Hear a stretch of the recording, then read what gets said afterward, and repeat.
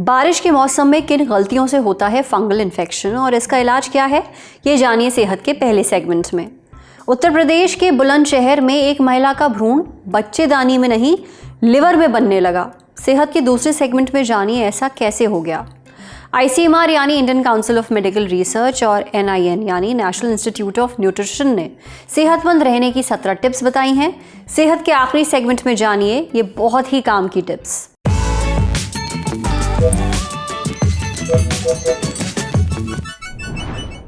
बारिश में भीगना, पानी में छप छप करना, मज़ा तो खूब आता है, बचपन याद आ जाता है। लेकिन जिन्हें बारिश नहीं भी पसंद है वो भी बारिश में भीग ही जाते हैं। ऑफिस जाते हुए कभी उनके जूते मोज़े गीले हो जाते हैं तो कभी कपड़े। मगर दिक्कत तब शुरू होती है जब कोई ये गीले कपड़े जूते देर तक पहने रहता है। ऐसा करने से कई बार स्किन पर सफ़ेद रंग के चकत्ते पड़ जाते हैं, खुजली होने लगती है, छाले भी पड़ जाते हैं। ये फंगल इन्फेक्शन है और बारिश के मौसम में फंगल इन्फेक्शन होना बहुत आम दिक्कत है। आज सेहत के इस एपिसोड में डॉक्टर से जानिए कि बारिश के मौसम में शरीर के किन हिस्सों में फंगल इन्फेक्शन आसानी से हो जाता है, मॉनसून में फंगल इन्फेक्शन क्यों इतना होता है, फंगल इन्फेक्शन होने के लक्षण क्या हैं, इससे कैसे बचें और अगर फंगल इन्फेक्शन हो जाए तो फिर इसका इलाज क्या है, सुनिए। बारिश के मौसम में कई तरह के इन्फेक्शंस फैलने लगते हैं, जैसे फंगल इन्फेक्शंस, जिसे हम आम भाषा में दाद कहते हैं। ये बच्चों से लेकर बुजुर्गों तक किसी को भी हो सकता है, खासकर जिसकी इम्यूनिटी कमज़ोर है या जिन्हें डायबिटीज़ है। ये शरीर के उन हिस्सों में ज़्यादा होता है जहाँ गीलापन रहता है, जैसे पैरों की उंगलियों के बीच, अंडर आर्म्स, जांघ और सर की त्वचा, नाखून और महिलाओं में ब्रेस्ट के नीचे की त्वचा। बारिश में फंगल इन्फेक्शन ज़्यादा होता है क्योंकि हवा में अधिक नमी रहती है और ज़्यादा पसीना आता है। इससे शरीर में गीलापन बना रहता है और गीलेपन में फंगस अधिक पनपता है। इसके अलावा गीले कपड़े, जूते और सॉक्स पहनने से, टाइट सिंथेटिक कपड़े पहनने से और सार्वजनिक स्थान जैसे जिम और स्विमिंग पूल में साफ सफाई की कमी से फंगल इन्फेक्शन फैलता है। त्वचा पे रेडनेस, तेज खुजली या जलन होगी, त्वचा में छाले या पपड़ी बन जाएगी, त्वचा पे सफ़ेद या काले पैचेस हो जाएंगे, नाखून पीले या मोटे हो जाएंगे, सर की त्वचा पे खुजली, जलन होगी और बाल झड़ने लगेंगे। फंगल इन्फेक्शन के बचाव के लिए आप शरीर को साफ और सूखा रखें। रोज़ नहाएं और नहाने के बाद शरीर को अच्छे से सुखा लें। बाहर से आने पर पंखे या AC के नीचे शरीर को सुखाएं या टॉवल से अच्छे से ड्राई कर लें। पसीने वाले कपड़े और सॉक्स रोज़ बदलें। कॉटन के लूज कपड़े पहनें। अंडर आर्म्स, जांघ और उंगलियों के बीच पाउडर लगाएं। गीले सॉक्स और जूते पूरी तरह सूखने के बाद पहनें, वरना चप्पल पहन लें। नाखूनों को छोटा और साफ रखें। अपनी पर्सनल यूज़ की आइटम्स जैसे टॉवल, कपड़े, सोप, कंघी, मेकअप के ब्रशेस को किसी से शेयर ना करें। अगर आपको फंगल इन्फेक्शन है तो त्वचा पे खुजली ना करें, इससे इन्फेक्शन आपके नेल्स और त्वचा में फैल सकता है। एंटी फंगल डस्टिंग पाउडर या क्रीम का इस्तेमाल करें। अगर इन्फेक्शन ज़्यादा हो जाता है तो डॉक्टर की सलाह से एंटी फंगल मेडिसिन लें। खुद से मेडिसिन या स्टेरॉइड क्रीम्स ना लगाएं और घरेलू नुस्खों का इस्तेमाल ना करें। अगर इन्फेक्शन ठीक नहीं हो रहा और बार बार एक ही जगह पे हो रहा है तो लैब से फंगल इन्फेक्शन की जांच कराएं। बारिश में फंगल इन्फेक्शन होना आम बात है, लेकिन सावधानी और साफ सफाई से इसे रोका जा सकता है। फंगल इन्फेक्शन से बचना कोई बहुत मुश्किल काम नहीं है। आपको बस कुछ ज़रूरी सावधानियां बरतनी हैं, जैसे गीले कपड़े नहीं पहनने हैं, तुरंत अपना पसीना सुखा लेना है और शरीर की साफ सफाई रखनी है। इतना कर लिया तो इस बरसात के मौसम में आपको फंगल इन्फेक्शन नहीं होगा। अब बढ़ते हैं सेहत के अगले सेगमेंट की तरफ, तन की बात।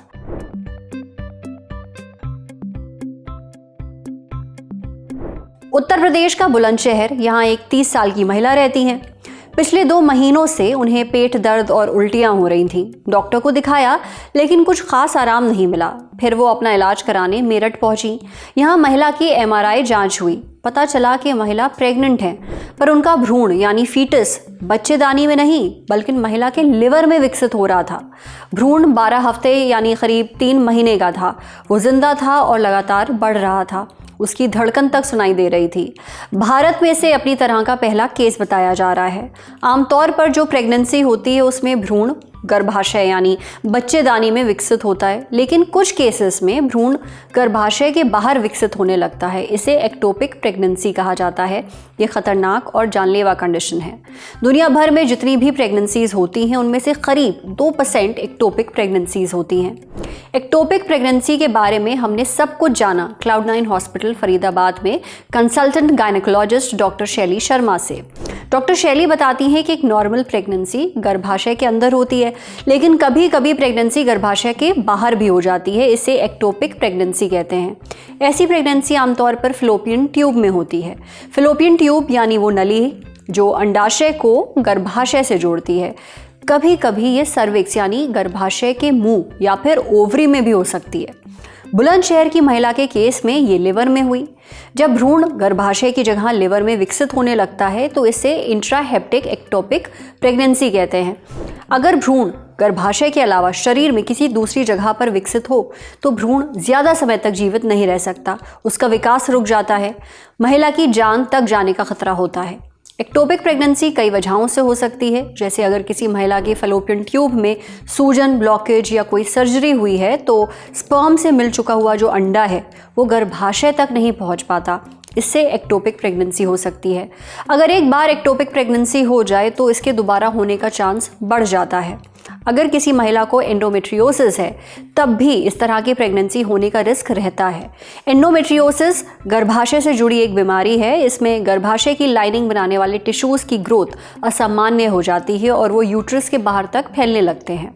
एक्टोपिक प्रेगनेंसी के लक्षण शुरुआत में नॉर्मल प्रेगनेंसी जैसे ही होते हैं, लेकिन जैसे जैसे भ्रूण बढ़ता है और गर्भाशय के बाहर दबाव बनाता है तब दिक्कतें भी बढ़ने लगती हैं। पेट में एक तरफ तेज़ ऐंठन या चुभन हो सकती है, ब्लीडिंग हो सकती है, कंधे या कमर में दर्द हो सकता है, कमज़ोरी होती है, चक्कर आते हैं, उबकाई और उल्टी भी खूब होती है।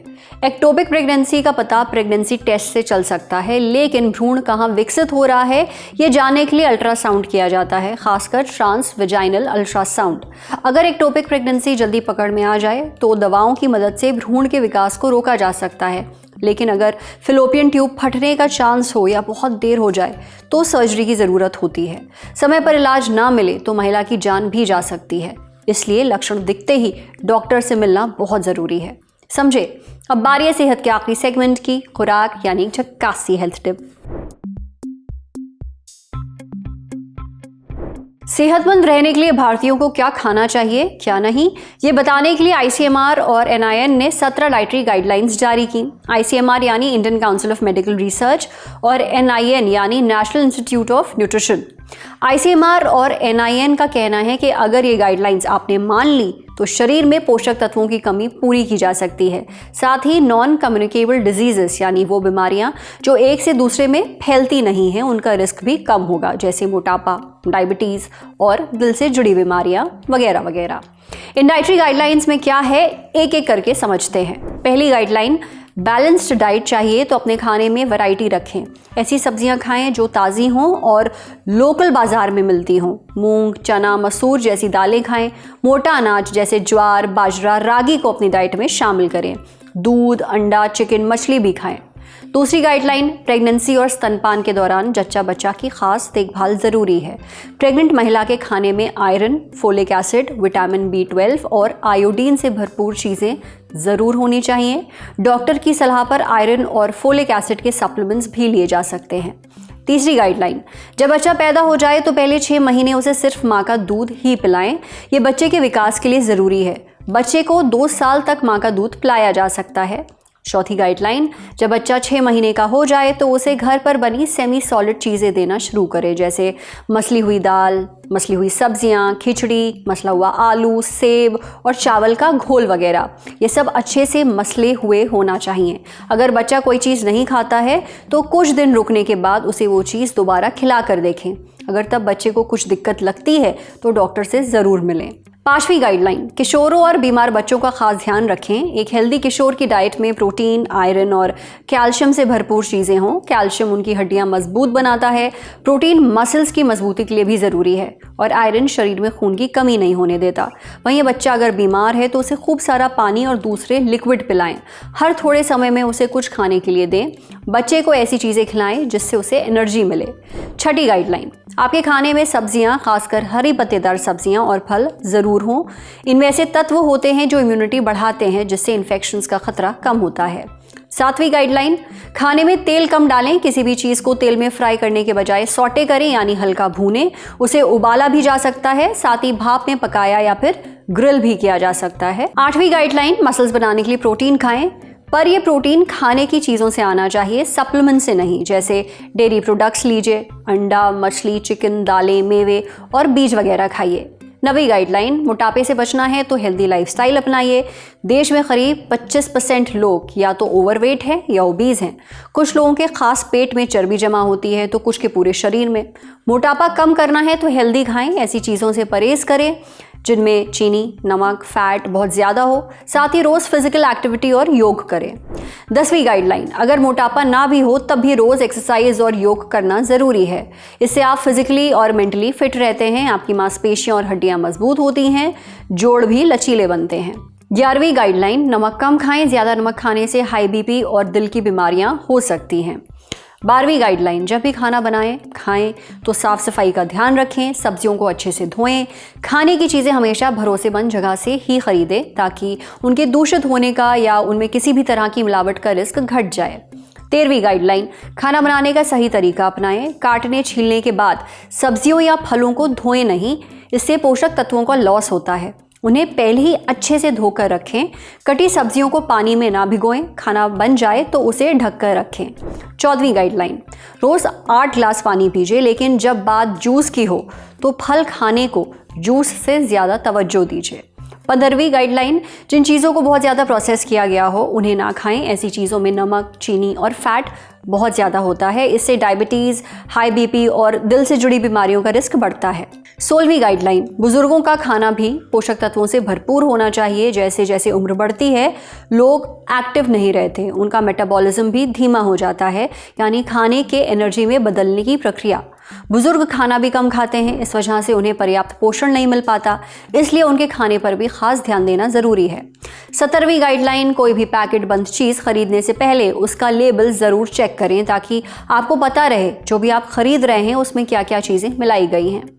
तो आज सेहत पर इतना ही। अगर आप एक डॉक्टर हैं, हमसे कुछ शेयर करना चाहते हैं तो जो ईमेल आईडी इस वक्त आपको अपनी स्क्रीन पर दिख रही है उस पर हमें एक मेल भेज दीजिए। शुक्रिया।